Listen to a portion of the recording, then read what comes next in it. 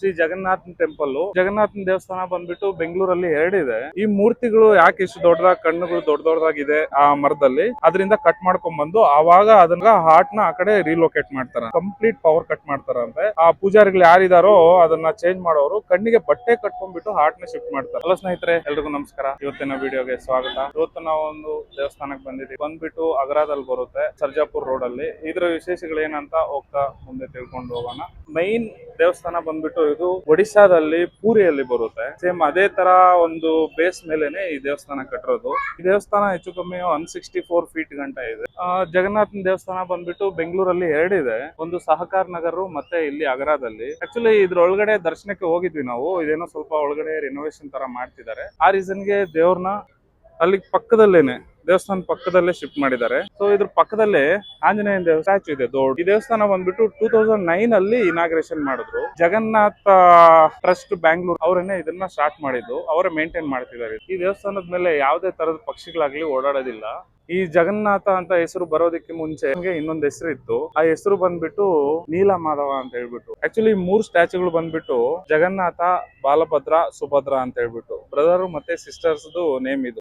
ಈ ದೇವ್ರಿಗೆ ಯಾಕೆ ಶೇಪ್ ಇಲ್ಲ ಅಂತಂದ್ರೆ, ಶೇಪ್ ಅಂದ್ರೆ ಕೈ ಕಾಲು ಇರೋದಿಲ್ಲ. ಏನಕ್ಕೆ ಈ ಕೈ ಕಾಲು ಇರೋದಿಲ್ಲ ಈ ದೇವ್ರಿಗೆ ಅಂತಂದ್ರೆ, ಈ 12ನೇ ಸೆಂಚುರಿಯಲ್ಲಿ ರಾಜ ಏನಿರ್ತಾನೋ ನೀಲ ಮಾಧವನ ವಿಗ್ರಹನ ತಗೊಂಡ್ಬಂದು ಒಂದು ದೊಡ್ಡದು ದೇವಸ್ಥಾನ ಕನ್ಸ್ಟ್ರಕ್ಷನ್ ಮಾಡ್ಬಿಟ್ಟು ದೇವ್ರನ್ನ ಪೂಜೆ ಮಾಡ್ಬೇಕು ಅಂತ ಆಸೆ ಇರುತ್ತೆ. ಸೊ ಆ ಟೈಮಲ್ಲಿ ಏನಾಗುತ್ತೆ ಅಂತಂದ್ರೆ, ಒಬ್ಬ ಭಕ್ತ ನೀಲಮಾಧವನ ವಿಗ್ರಹಗಳನ್ನ ಇಟ್ಕೊಂಡು ಪೂಜೆ ಮಾಡ್ತಾ ಇರ್ತಾರೆ, ಅದು ಯಾರು ಗೊತ್ತಾಗ್ದಿರ. ಸೊ ಅಂತ ಟೈಮಲ್ಲಿ ರಾಜನ್ ಗೊತ್ತಾಗುತ್ತೆ. ಆ ಪ್ಲೇಸ್ ಅಲ್ಲಿ ನಾನು ಹೋಗ್ಬಿಟ್ಟು ಆ ವಿಗ್ರಹಗಳನ್ನ ತಗೊಂಡ್ಬಂದು ದೇವಸ್ಥಾನ ಕನ್ಸ್ಟ್ರಕ್ಷನ್ ಕಟ್ಬಿಟ್ಟು ನಾನು ಪೂಜೆ ಮಾಡ್ಬೇಕು ಅಂತ ಆಸೆ ಇರುತ್ತೆ ಆ ರಾಜ. ಆ ಟೈಮಲ್ಲಿ ಏನಾಗುತ್ತೆ ಅಂದ್ರೆ, ಕೊನೆಗೂ ಹುಡ್ಕೊಂಡು ಹೋದಾಗ ಕೃಷ್ಣ ದೇವ್ರು ಇದ್ಕೊಂಡು ಕಾಣೆ ಆಗ್ಬಿಡ್ತಾರೆ ಅಲ್ಲಿ. ಸೊ ಮಾಯ ಆದಾಗ ಏನಾಗುತ್ತೆ, ರಾಜ ಬೇಜಾರಲ್ಲಿ ಮನೆಗೆ ಬರ್ತಾರೆ. ಮನೆಗೆ ಬಂದ್ಮೇಲೆ ಕನ್ಸಲ್ಲಿ ಬಂದು ಹೇಳ್ತಾರಂತ, ನನಗೆ ಒಂದು ದೇವಸ್ಥಾನ ಕಟ್ಟು ಸಮುದ್ರದ ದಡದಲ್ಲಿ. ಸಮುದ್ರ ದಡದಲ್ಲಿ ಹೋಗ್ಬಿಟ್ಟು ಹುಡುಕಿದ್ರೆ ನಿಂಗೆ ದೊಡ್ಡದು ಒಂದು ಮರ ದಿಂಬೆ ಸಿಗುತ್ತೆ, ಅದರಲ್ಲಿ ನಾನು ಇರ್ತೀನಿ. ಆ ಮರದ ದಿಂಬೆನ ತಗೊಂಡು ಹೋಗ್ಬಿಟ್ಟು ಕೆತ್ತನೆ ಮಾಡ್ಬಿಟ್ಟು ನನ್ನ ಪೂಜೆ ಮಾಡು, ನನ್ಗೊಂದು ದೇವಸ್ಥಾನ ಕಟ್ಟು ಅಂತ ಹೇಳ್ತಾರೆ. ಹೇಳ್ದಾಗ ಏನಾಗುತ್ತೆ, ಇವ್ರು ಸರಿ ಅಂತ ಹುಡ್ಕೊಂಡು ಹೋದಾಗ ಸಿಗುತ್ತೆ ಅವ್ರಿಗೆ. ಸೊ ಆ ದಿಂಬೆ ಸಿಕ್ಕಿದಾಗ ವಿಗ್ರಹ ಕೆತ್ತನೆ ಮಾಡ್ಬೇಕಲ್ಲ, ಆ ಕೆತ್ತನೆ ಮಾಡೋದಕ್ಕೆ ಪ್ರಪಂಚದಲ್ಲಿ ಎಲ್ಲ ಕಡೆಯಿಂದನೂ ಎಲ್ಲರನ್ನು ಕರೆಸ್ತಾರೆ, ಕೆತ್ತನೆ ಮಾಡ್ಕೊಡ್ಬೇಕು ವಿಗ್ರಹಗಳು ಅಂತ. ಸೊ ಕೆತ್ತನೆ ಮಾಡಕ್ಕೆ ಕರೆಸಿದಾಗ ಏನಾಗುತ್ತೆ ಅಂತಂದ್ರೆ, ಯಾರ ಕೈಲೂ ಆಗೋದಿಲ್ಲ. ಬಿಕಾಸ್ ಅದು ಏನಕ್ಕೆ ಫುಲ್ ಹಾರ್ಡ್ ಇರುತ್ತೆ, ಆ ವುಡ್ ಬಂದ್ಬಿಟ್ಟು ಫುಲ್ ಹಾರ್ಡ್ ಇರುತ್ತೆ. ಆ ಟೈಮಲ್ಲಿ ವಿಶ್ವಕರ್ಮ ಕೊನೆಗೆ ಇದು ಆಗೋದಿಲ್ಲ ಅಂತ ಹೇಳ್ಬಿಟ್ಟು ಅವರೇನೆ ಬಡಗಿ ರೂಪದಲ್ಲಿ ಬರ್ತಾರೆ. ಬಂದ್ಬಿಟ್ಟು ರಾಜನ್ಗೆ ಹೇಳ್ತಾರೆ, ರಾಜ ಈ ವಿಗ್ರಹಗಳನ್ನ ನಾನು ಮಾಡ್ಕೊಡ್ತೀನಿ, ನನಗೆ ಒಂದು ಷರತ್ತು ಇರುತ್ತೆ, ಒಂದು 21 ಡೇಸ್ ನಾನು ಯಾರು ಡಿಸ್ಟರ್ಬ್ ಮಾಡಬಾರ್ದು, ನಾನೇನು ತಿಂದಿರಾ ಏನು ಕುಡಿದಿರಾ ವಿಗ್ರಹಗಳನ್ನ ಕೆತ್ತನೆ ಮಾಡಿ ನಿಂಗೆ ಕೊಡ್ತೀನಿ ಅಂತ ಹೇಳ್ತಾರೆ. ಹೇಳ್ದಾಗ ಏನಾಗುತ್ತೆ ಅಂತಂದ್ರೆ, ಅವರು ಸರಿ ಅಂತ ಹೇಳ್ಬಿಟ್ಟು ಅವ್ರಿಗೆ ಪರ್ಮಿಷನ್ ಕೊಟ್ಟು ಮಾಡಕ್ ಬಿಡ್ತಾರೆ.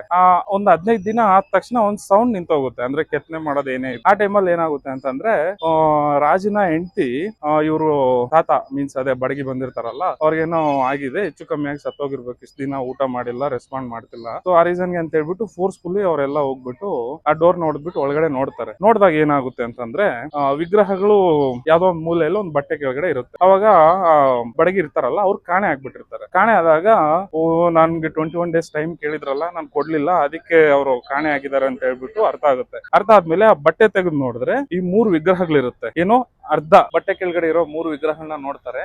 ನೋಡಿದಾಗ ಆ ವಿಗ್ರಹದಲ್ಲಿ ಹಾರ್ಟ್ ಬೀಟ್ ಸೌಂಡ್ ಇರುತ್ತೆ. ಸೊ ಅವಾಗ ರಾಜನ್ ಗೊತ್ತಾಗುತ್ತೆ ದೇವರು ಇದ್ರಲ್ಲೇ ಇದ್ದಾರೆ ಅಂತ ಹೇಳ್ಬಿಟ್ಟು. ಸೊ ಅವಾಗ ಜಗನ್ನಾಥನ ತಗೊಂಡು ಹೋಗ್ಬಿಟ್ಟು ಅಲ್ಲಿ ಪ್ರತಿಷ್ಠಾಪನೆ ಮಾಡ್ತಾರೆ. ಸೊ ಆ ರೀಸನ್ಗೆ ಸೊ ಕೆತ್ತನೆ ಮಾಡೋ ಆ ಟೈಮಲ್ಲಿ ಈ ಡಿಸ್ಟರ್ಬೆನ್ಸ್ ಇಂದಾನೆ ಜಗನ್ನಾಥನಿಗೆ ಶೇಪ್ ಅನ್ನೋದಿರಲ್ಲ, ಕೈ ಕಾಲು ಇರೋದಿಲ್ಲ, ಮುಖ ಮಾತ್ರ ಕಣ್ಣು ತುಂಬಾ ದೊಡ್ಡದಾಗಿರೋದಿರುತ್ತೆ. ಸೊ ಇದೇ ಇದರ ಹಿಂದಿನ ಹಿಸ್ಟ್ರಿ. ಬಟ್ ಇದ್ರ ಬಗ್ಗೆ ತಿಳ್ಕೊಳ್ಳೋಣ ಅಂದ್ರೆ ಇನ್ನೂ ತುಂಬಾ ಇದೆ. ಅದನ್ನ ಡೀಟೇಲ್ ಆಗಿ ಒರಿಜಿನಲ್ ಪ್ಲೇಸ್ಗೆ, ಪ್ರಾಣ ಇರೋ ದೇವರು ಎಲ್ಲಿದ್ದಾರೆ ಅಂತ ಹೇಳಿ ನಾವು ನಂಬ್ತೀವೋ ಅದೇ ಒಂದು ಒಡಿಶಾ ಪೂರಿ ಪ್ಲೇಸ್ ಅಲ್ಲಿ ಹೋಗ್ಬಿಟ್ಟು ರಿಯಲ್ ಆಗಿ ಡೀಟೇಲ್ ಆಗಿ ವಿಡಿಯೋ ಮಾಡೋಣ. ಈಗ ನೀವು ಇದು ನೋಡ್ಬೇಕು ಅಂತಂದ್ರೆ, ಇಲ್ಲಿಂದ ನಿಮ್ಗೆ ತುಂಬಾ ಕ್ಲೋಸೆಸ್ಟ್ ಇದೆ. ಮೆಜೆಸ್ಟಿಕ್ ಇಂದ ಒಂದು 25 ಕಿಲೋಮೀಟರ್ ಗಂಟ ಇದೆ, ತುಂಬಾ ಹತ್ರ ಇದೆ. ಯಾವಾಗ್ಲೂ ಮಾರ್ನಿಂಗ್ 8 ಇಂದ ಈವ್ನಿಂಗ್ 8 ಗಂಟನೂ ಓಪನ್ ಇರುತ್ತೆ. ಇಲ್ಲಿ ಯಾವ್ದೇ ತರದ ಒಂದು ಪ್ರಸಾದ ಸಿಗೋದಿಲ್ಲ. ನಿಮ್ಗೆ ಪ್ರಸಾದ ಬೇಕು ಅಂತಂದ್ರೆ ಆನ್ಲೈನ್ ಅಲ್ಲಿ ಆರ್ಡರ್ ಮಾಡಿ ಫ್ರೀ ಬುಕ್ ತರ ಮಾಡ್ಬೇಕಾಗುತ್ತೆ. ಅದು 120 ರೂಪೀಸ್ ಗಂಟ ಚಾರ್ಜ್ ಮಾಡ್ತಾರಂತೆ. ಸೊ ನಮ್ಗೆ ಯಾವ್ದೇ ತರ ಸಿಗ್ಲಿಲ್ಲ. ಈಗ ಆಕ್ಚುಲಿ ಇಲ್ಲಿ ಕ್ಲೋಸ್ ಮಾಡಿದ್ದಾರೆ. ಏನಕ್ಕೆ ಅಂತಂದ್ರೆ, ಇಲ್ಲಿ ಒಳಗಡೆ ಏನೋ ಸ್ವಲ್ಪ ಕನ್ಸ್ಟ್ರಕ್ಷನ್ ನಡೀತಾ ಇದೆ.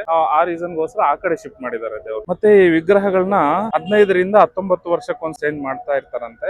ಇದನ್ನ ಚೇಂಜ್ ಮಾಡೋದಿಕ್ಕೆ ಒಂದು ಮರದ ದಿಂಬೆ ಸಿಗುತ್ತಲ್ಲ, ಆ ಮರದ್ದು ರೊಟೀನ್ ಆಗಿ ಯಾವ ಸಿಕ್ಕಿದ್ರೆ ಅದು ತಗೊಂಬಂದ್ ಏನ್ ಮಾಡೋದಿಲ್ವಂತೆ ವಿಗ್ರಹಗಳನ್ನ.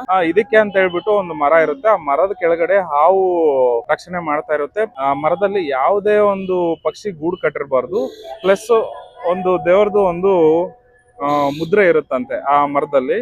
ಅದರಿಂದ ಕಟ್ ಮಾಡ್ಕೊಂಡ್ ಬಂದು ಆವಾಗ ಅದನ್ನ ಕೆತ್ತನೆ ಮಾಡ್ಬಿಟ್ಟು ಆವಾಗ ಹಾರ್ಟ್ ನ ಆ ಕಡೆ ರಿಲೋಕೇಟ್ ಮಾಡ್ತಾರ. ಈ ರಿಲೋಕೇಟ್ ಮಾಡೋ ಟೈಮ್ ಅಲ್ಲಿ ಆ ಪೂರಿಯಲ್ಲಿ ಏನಿದೆಯೋ ಕಂಪ್ಲೀಟ್ ಪವರ್ ಕಟ್ ಮಾಡ್ತಾರಂತೆ. ಆ ಪೂಜಾರಿಗಳು ಯಾರಿದಾರೋ ಅದನ್ನ ಚೇಂಜ್ ಮಾಡೋರು ಕಣ್ಣಿಗೆ ಬಟ್ಟೆ ಕಟ್ಕೊಂಡ್ಬಿಟ್ಟು ಹಾರ್ಟ್ ನ ಶಿಫ್ಟ್ ಮಾಡ್ತಾರ. ಕಣ್ಣು ತೆಕ್ಕೊಂಡು ಏನೋ ಶಿಫ್ಟ್ ಮಾಡಿದ್ರೆ ಅವ್ರಿಗೆ ಬದುಕಕ್ ಆಗಲ್ಲ, ಮೀನ್ಸ್ ಸತ್ತೋಗ್ತಾರೆ ಅಂತ ಇದೆ. ಅದು ಡೀಟೇಲ್ ಆಗಿ ವಿಡಿಯೋ ಭಾಗದಲ್ಲಿ ನೋಡೋಣ, ರಿಯಲ್ ಪ್ಲೇಸ್ ಹೋಗ್ಬಿಟ್ಟು. ಓಕೆ, ಸಿಗೋಣ, ಬೈ ಬೈ.